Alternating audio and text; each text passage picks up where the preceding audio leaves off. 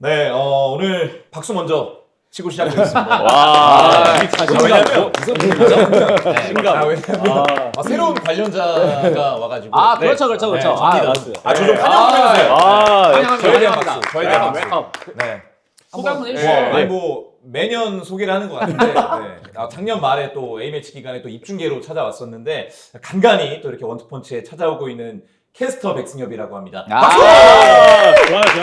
오늘 어쨌든 좀 빈자리가 있다고 해가지고 장재현 의원님이 귀신같이 첼시가 에버튼에게 지니까 바로 안 나와. 피하시려고. 에버튼과의 경기가 있기 전에 네. 조금 극딜을 당하셨었는데 그러고 이제 바로 지금 취티하셔가지고 제가 있던 빈자리를 빅식스 킬러잖아. 그 레이크 빼고. 제가 요즘 빅식스 중계를 좀 하고 있는데 맨유 제가 승률이 좀 괜찮고 좋아요. 뭐 제가 해서 좋아요. 그런 건 아니지만 나머지는 좀 제가 심심한 위로의 말씀을 드리겠습니다. 훌륭했습니다. 네, 오늘은 근데 뭐 관련자들 촬영이라고는 하지만 참견자들이라는 제목으로 저희가 약간 이제 부제를 달 수밖에 없게 됐는데 이유는 리그가 잠깐 멈춰 있고 여러 가지 좀 A매치 기간에 대한 이야기를 해보려고 합니다. 저희가 웃으면서 시작했지만 웃을 수가 없는 결과였어요. 네, 그 주말 경기였잖아요. 또 한국 시간으로. 토요일날 그래서, 11시 였죠. 토요일 11시여서 사실 국내 팬분들이 월드컵 기대하고 있는 분들 많아서 많이 봤죠. 경기 진짜 많이 보셨는데 약간 2시간 날렸다. 결과적으로는 그런 평가가 좀 많았던 것 같습니다. 그러니까 이제 뭐 한 줄 평을 그냥 그래도 간단하게 다 들어보려고 하는데 뭐 여러모로 이제 1대1 장면에서나 뒷공간 경합에서 좀 약세를 보였고 뭐 골대 3번 불운도 있었고 그런 부분에 있어서 어려움이 있었어요. 완영부터 뭐 혹시 어떻게 보셨는지. 비슷한 전력이나 좀 우리보다 우위의 전력의 팀을 만났을 때 수비 전술의 부재가 여전히 단 하나도 고쳐지지 않았다. 그래서 아쉬움이 좀 크다. 형철이는? 우린 망했다. 너무 한 줄 평이 아니라 극단적이야. 리버풀 코멘트 하나 또 굉장히 극단적. 부여 선배 할 거예요? 별로 달라진 게 없는데? 안 그래도 요즘 심기가 불편하거든요. 라이튼한테 얻어맞았더니 오케이. 코트리와르한테도 얻어맞아서 똑같은 붉은색. 저는 맞네요. 저는 뭐 더 붙일 코멘트가 없습니다. 우리 원근이 형. 저는 생각보단 나쁘지 않았어요. 음. 저는 오히려 조금 반대의 의견입니다. 저는 항상 이제 반대로 생각하는 걸 좋아하기 때문에 저희는 그걸 홍대병이라고 부르기로 했어요. 그러니까. 아니에요. 난 그렇지 않아. 나 홍대 별로 안 좋아해.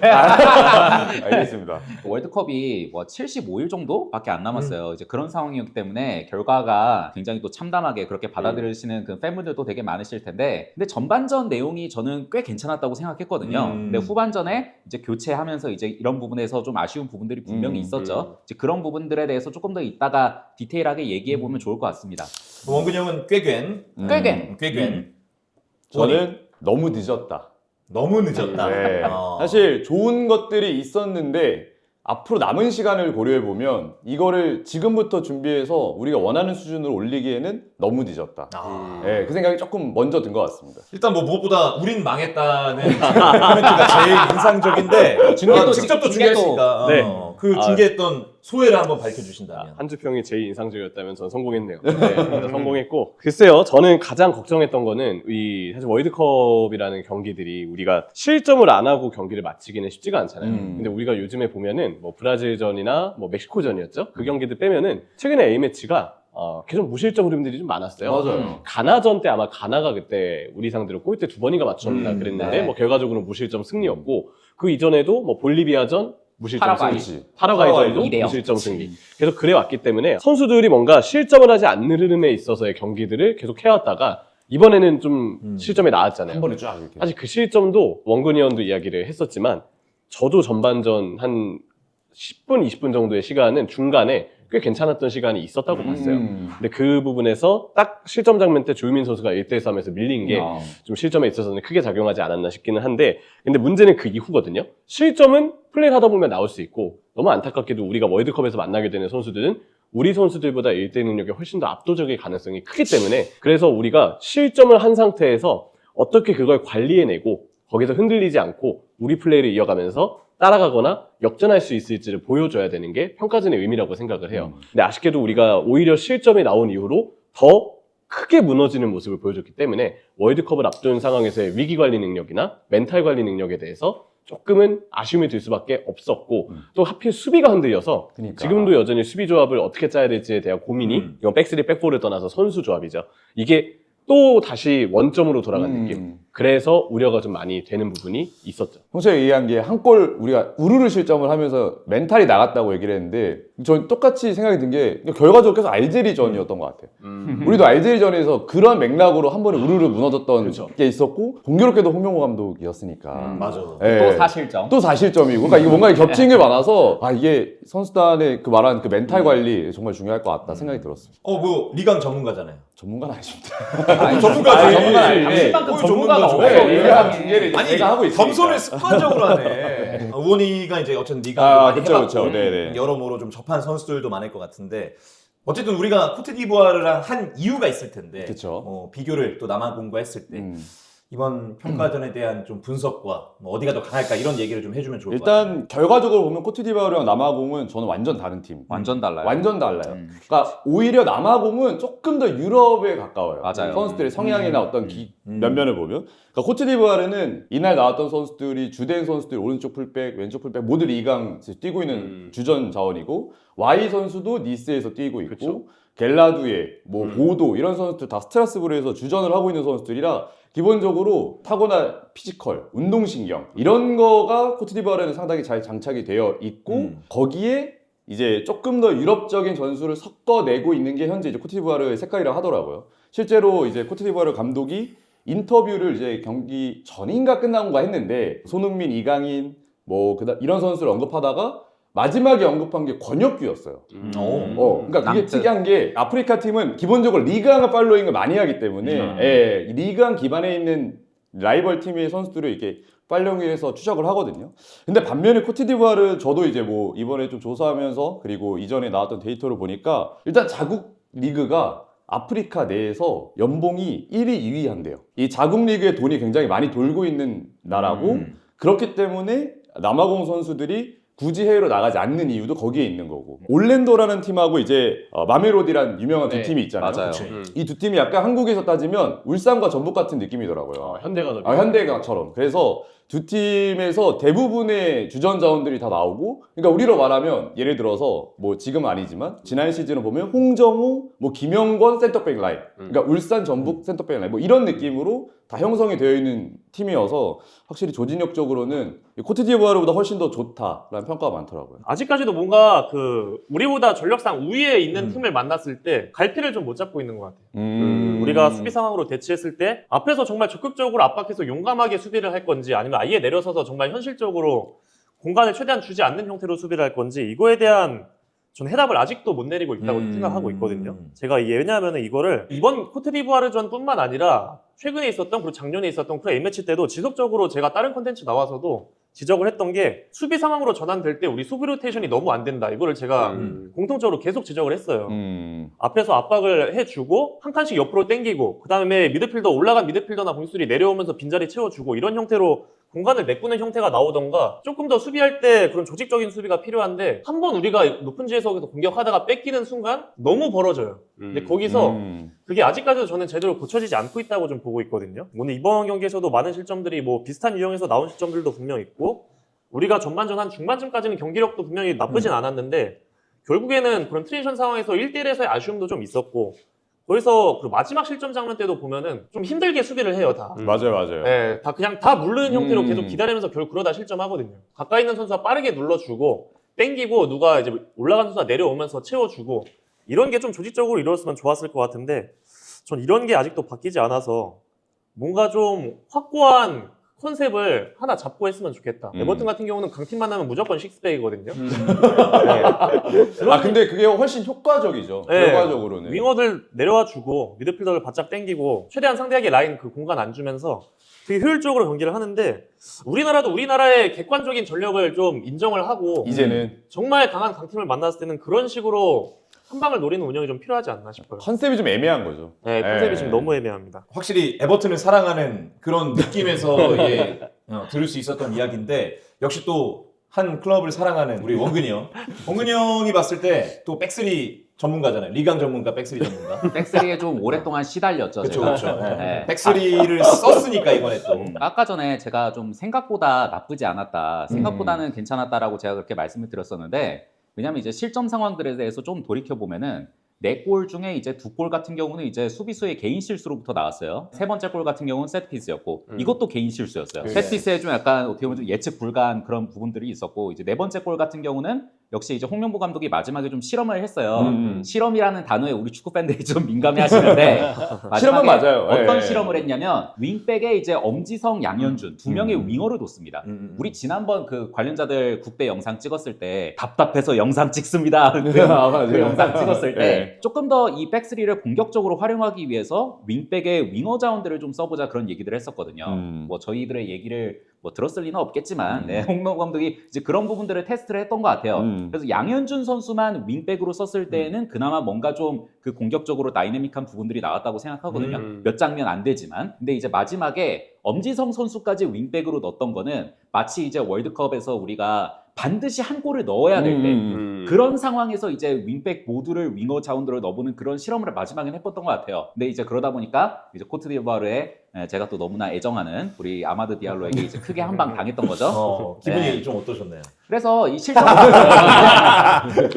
아마도 잘했어요. 네. 네, 잘했어요. 네, 선발로 안 나와가지고 좀 이제 아쉬운 부분이 있었는데 어찌됐든 그래서 실점 4장면들이 그래서 다 좀 어떻게 보면 이해가 가는 장면들이다. 저는 아주 그렇게 심각하게 받아들이지는 저는 않은 그런 지금 현재까지의 상황이거든요. 이제 개인 실수가 나왔던 거.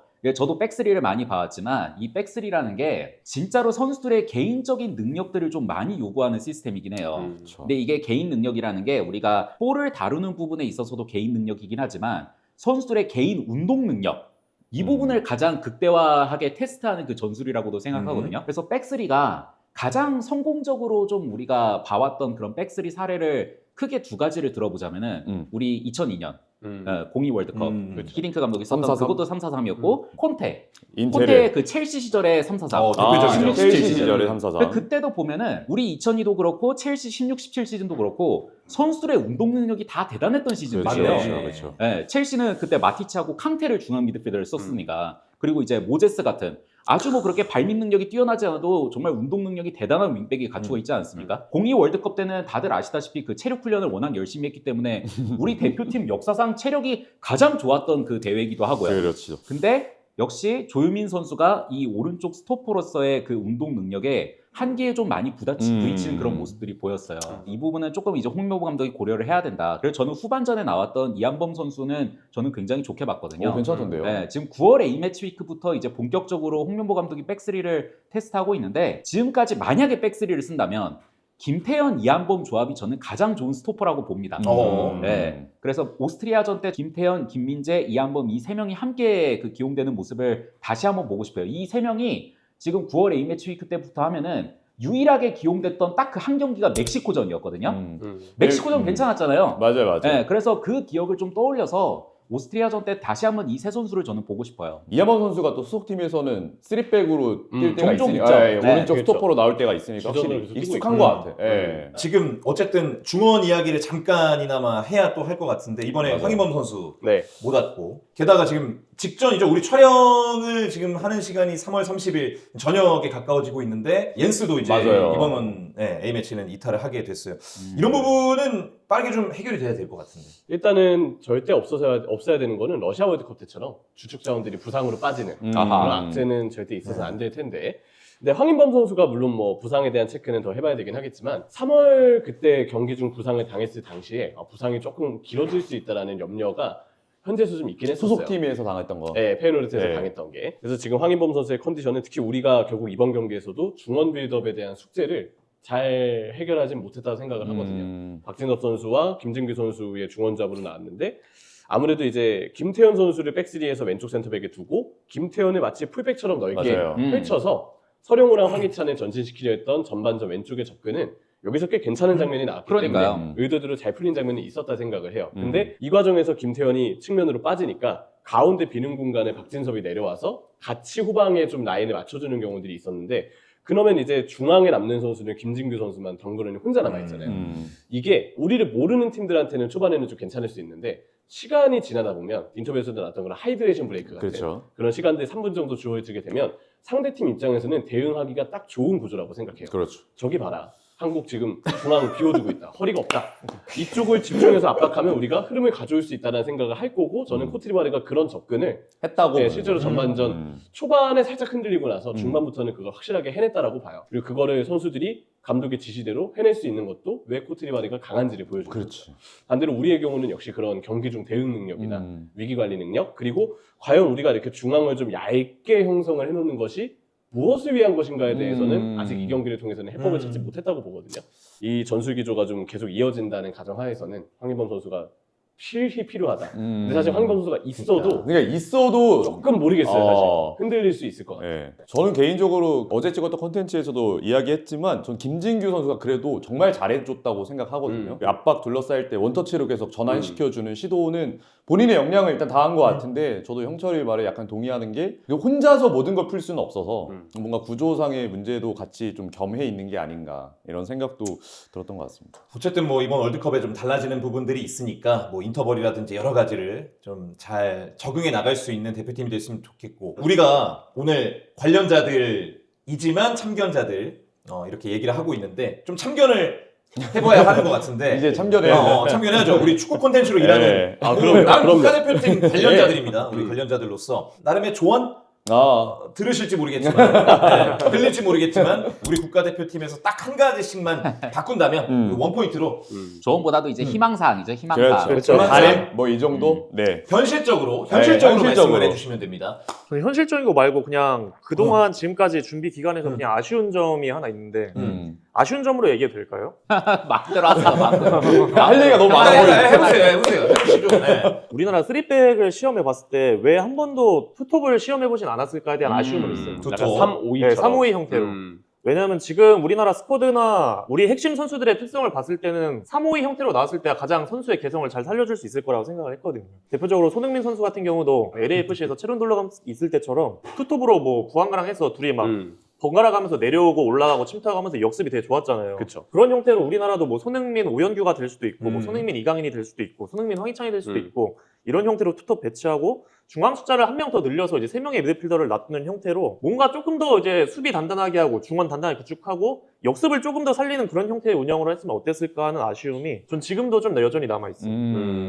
오케이. 그럼 뭐 아쉬운 점이지만 바꿀 점을 조언한 거네요. 네. 근데 당장 월드컵 이제 한 번도 안 했던 투톱을 갑자기 하라는 것도 또 현실성이 없으니까. 그래도 어쨌든 투톱을 한번 시도해봤으면 좋았을 것 같다. 네네. 저는 바라는 사항은 더 치밀한 분석이 필요하다. 상대팀에 대해서. 상대팀에 대해서. 이제는 뭐 우리 플랜 A 사실 뭐 아직 우리 플랜 A가 완성됐다 말하기는 아까 얘기했던 것처럼 아직 그 플랜 A에 대한 구조적인 문제가 좀 있어 보이긴 한데 지금 중요한 거는 우리가 백3를 쓰냐 백4를 쓰냐가 아닌 것 같고 또 우리의 플랜 A가 얼마나 잘 경기를 통제하고 지배할 수 있는지도 아닌 것 같아요.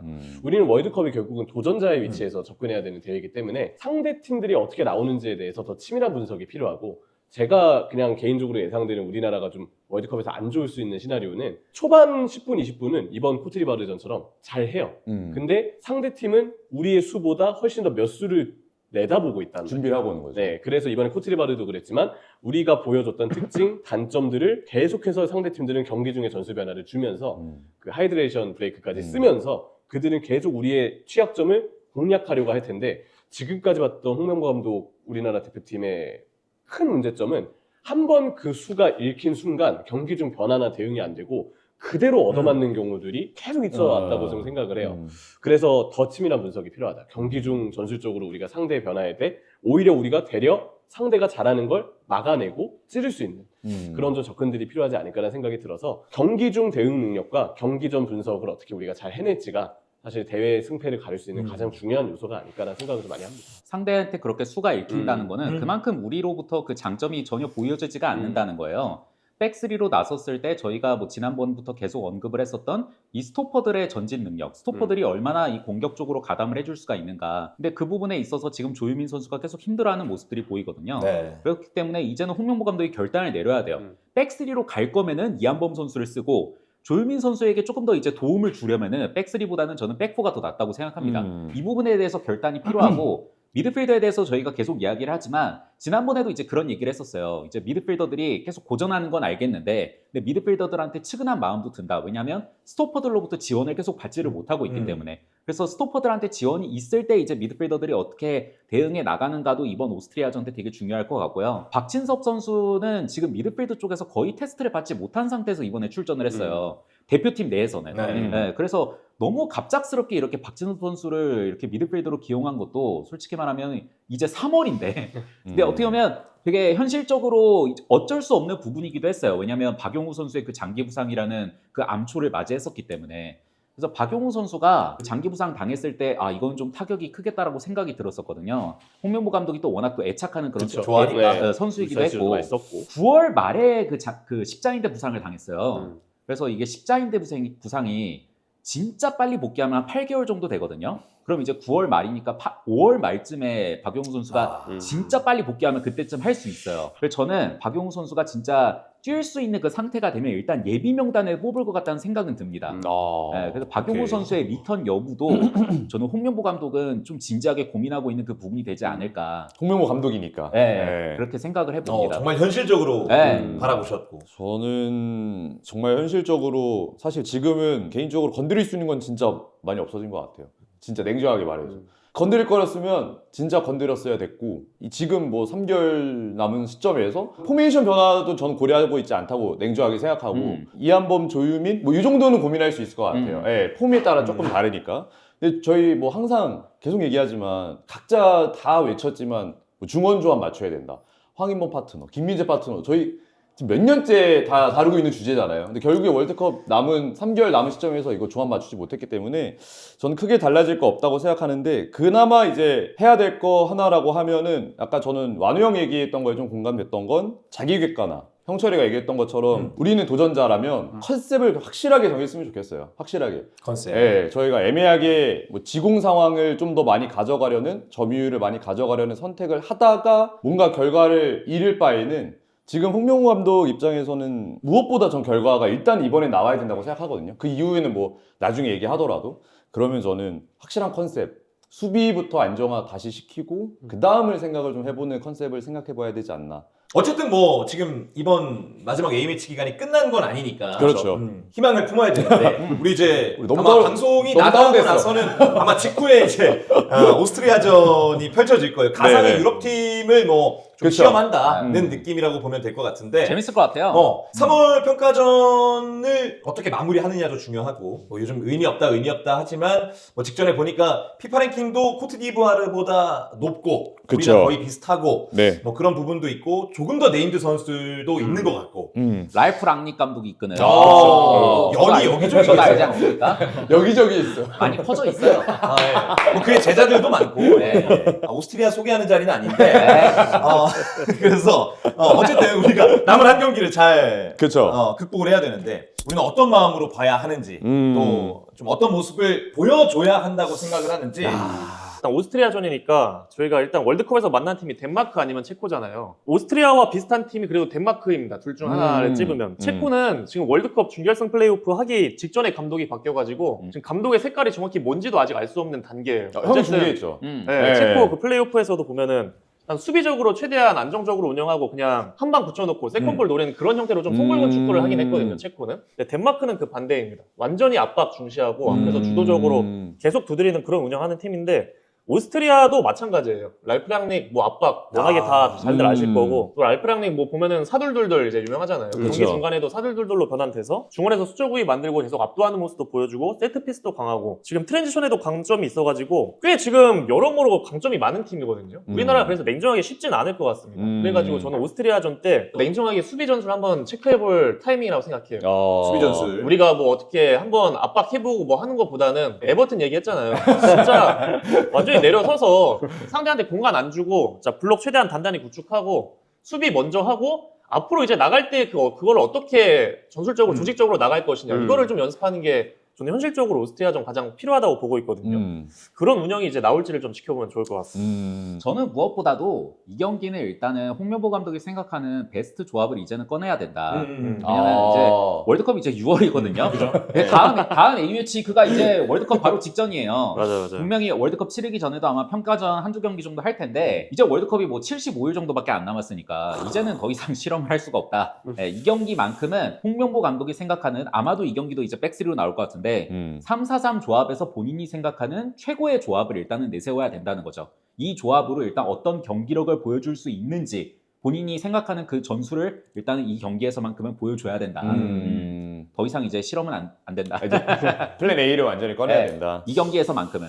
제 의견도 비슷한 게 어쨌든 확실하게 결과를 좀 그래도 조금은 보여줄 수 있는 경기를 오스트리아전에서는 보여줘야 된다고 생각을 해요. 말씀을 해주신 대로 이제는 뭔가 저도 솔직히 지체한다기보다는 조금 더 이제 확실한 베스트 11이 됐든 뭐 베스트 포메이션이 됐든 그런 부분을 이제 홍명보 감독이 좀 보여주면서 이제 팬들의 어떤 관심도도 끌어올리고 또 우리가 콘텐츠 종사자잖아요. 그렇죠. 관심도가 솔직히 지금 많이 높진 않죠? 사실 뭐 이번 코트디부아르전도 이럴 줄 알았다라는 반응이라든지 이제 화내기도 그러니까. 뭐 지쳤다 이런 반응들이 사실 많긴 했죠. 제 입장에서는 그래서 뭐 조금 더 좀 좋은 결과를 뽑아내서 그래도 호평을 받고 이제 6월로 향하는 그런 그림이 좋지 않을까. 그거에 대해서 신경을 좀 오스트리아전에 써줬으면 좋겠다. 저는 그런 생각이에요. 두 형님이 말씀하신 맥락이 거의 많은 것 같아요. 네, 수비적인 거, 컨셉을 잡고 내려앉은 형태를 좀 볼 수 있는 거 필요하죠, 무조건. 우리는 덴마크 상대로 했을 때 경우를 생각을 해봐야 되니까. 그래서 플랜 A라는 걸 우리가 과연 뭐 어떻게 본 적이 있었나, 그걸로 결과를 낸 적이 있었나. 돌이켜 보면은 뭐 중간중간 그래도 뭐 미국, 멕시코 그쪽 가서 성과 냈던 것도 있었지만 그때가 제일 그나마 그때 비슷했어요. 비슷했어요. 네, 네, 베스트 저도. 11 그 윤곽에 제일 비슷하지 맞아요. 않았나. 특히 멕시코전이. 네, 그래서 저도 이제 그때를 좀 생각을 해보면 다시 이제 월드컵 직전에 왔을 때 그 베스트를 꺼낼 타이밍도 온 것도 맞는 것 같고, 한편은 그런 생각이 드는 게 월드컵이 시작이 되면 그런 게 좀 있잖아요. 팀의 전력을 봤을 때 우리가 흔히 말해서 자막에 뭐 에이스 누구 뭐 이렇게 나올 때도 있잖아요. 키플레이어. 키플레이어라 나올 때도 있고. 근데 그게 저는 다른 말로 기대하는 선수거든요. 손흥민이라는 빅네임이 있고 이강인이라고 파리에서 뛰는 선수가 있고 김민재라는 선수가 있지만 우리 자국민이 이 선수가 그래도 우리를 하나 해주겠지라고 기대하는 선수도 지금 많이 안 보이는 상황이거든 사실. 전술적인 거에 가려져서 좀 그렇기도 하지만 손흥민 선수의 마지막 월드컵이기도 하지만 뭔가 팀을 구해낼 수 있는 영웅이라 할 수 있는 선수도 안 보이는 것 같아서. 왜냐면 3-4-3에서 손흥민 선수가 조금 약간 그 능력을 보여주기가 좀 어려워요. 조건이기도 해요. 어려워요. 그래서 저는 그런 것도 좀 답답한데 그래도 누군가 하나 에이스 같은 역할, 어린 선수들이라든지 그래도 얘는 한번 믿고 월드컵에서 기대해 볼 수 있겠다. 우리가 예전에 가나전 이강인을 기대했던 것처럼 투입할 때 그런 것처럼 뭔가 하나의 포인트가 있는 선수가 이 경기에는 좀 번뜩이면 보여줬으면 좋겠다. 그 기대를 좀 해보겠습니다. 저는 그래서 오영규 선수가 조금 더 저는 자신감을 가졌으면 좋겠어요. 오영규. 최근에 그 폼을 생각했을 때 그리고 지금 이 뭔가 그 시스템을 생각했을 때 저는 오영규 선수가 지금보다 더 자신감을 많이 가져도 된다고 생각하거든요. 본인 스스로가 이제는 내가 좀 메인이다, 약간 메인 플레이어다라는 그 느낌을 좀 가졌으면 좋겠어요. 약간 뭔가 기회를 중간에 그 슈팅 기회를 충분히 가져갈 수 있을 때에도 약간 좀 이타적으로 플레이를 하는 이제 그런 모습들이 보이는데 한 번쯤은 그래도 본인이 좀 자신감 있게, 왜냐하면 요즘 슈팅 감각도 진짜 좋잖아요. 혼자 맞춘 거만 봐도. 그러니까 거리를 갈줄 몰랐어. 거리를 가리지 않고 또 슈팅을 때릴 수 있는 선수니까 진짜 그 오영규 선수의 능력을 저는 오스트리아전 때도 만약에 기용이 된다면 마음껏 좀 보여줬으면 하는 그런 바람이 있습니다. 결국 절실함이 제일 중요할 것 같은데 이 3월 A매치는 뭐 선수들 사실 저마다 어느 정도 느낌이 오긴 하겠지만 어쨌든 확실한 건 아직 월드컵 최종 명단은 발표되지 않았어요. 그렇죠. 선수들 각자가 나 아직 월드컵 명단에 경쟁 중이야. 이번에 좀 아쉽게 못 뽑힌 선수들도 있잖아요. 있고. 그들까지 다 경쟁 범주에 있거든요. 동기부여가 있는 선수들이 그 어느 때보다 악착까지 띄워줬으면 좋겠어요. 그게 꼭 자신의 명단 포함 때문에서만이 아니더라도 사실 코트디부아르전에 이미 0대4 패배를 당하면서 이미 어떻게 보면은 팬들이 가지고 있는 월드컵에 대한 시선과 기대, 이미지가 꽤 많은 부분에서 손상이 왔다고 생각을 하거든요. 오스트리아전을 안 보겠다고 하시는 분들이 지금 정말 많이 늘어나고 있어요. 시간도 시간이지만 코트디부아르전을 보고 뭐 약간 지친 팬분들, 또 화가 난 팬분들의 반응이라고 좀 봐야 되는데 이젠 진짜 돌이키기엔 늦었어요. 그래서 더더욱 오스트리아전 때 일단 뭐라도 열심히 해야 된다. 뭐라도. 지금보다 더 절실함이네, 필요하고 진짜. 절실함이 필요하고 그게 각자의 이유가 되었건 이 팀을 위한 이유가 되었건 지금은 뭐 어느 시간 때문에 상대 팀한테 페이스가 뺏겼다라든지 뭐 우리 선수들 뭐 실수가 나왔다라든지 이런 이야기들이 경기 외에 나오면 안 되는 그런 시기라고 생각해요. 그것도 중요한 얘기. 네. 항상 뭔가 대표팀이 그런 흐름이 있어요. 뭔가 모두가 이렇게 내려놨을 때 뭔가 또 보여주는 그런 성향이 또 맞아요. 있거든요. 우리가 지금 그런 분위기를 만들어가는 건가요? 지금? 보여주라고? 가끔 그런 모습들이 꼭 있더라고요. 인정. 있어요, 네. 있어요. 그래서 그때 미국 멕시코 갔을 때도 약간 그런 분위기였거든요. 약간 그때도 그런 분위기였고요. 그때 좀 기대가 올라갔잖아요. 그게 예전에 뭐 문제죠. 폴란드랑 평가전이었나? 폴란드 원정이었나? 네. 그랬을 때도 뭔가 그런 느낌도 있었고. 좋습니다. 어쨌든 저희도 이제 오스트리아전 좀 기대를 해보겠고 네. 절실함을 가지고 이것들이 좀 실현이 되면 또 좋은 결과가 있지 않을까. 새벽 4시에 또 저희가 재밌는 경기 봐야 되니까. 네.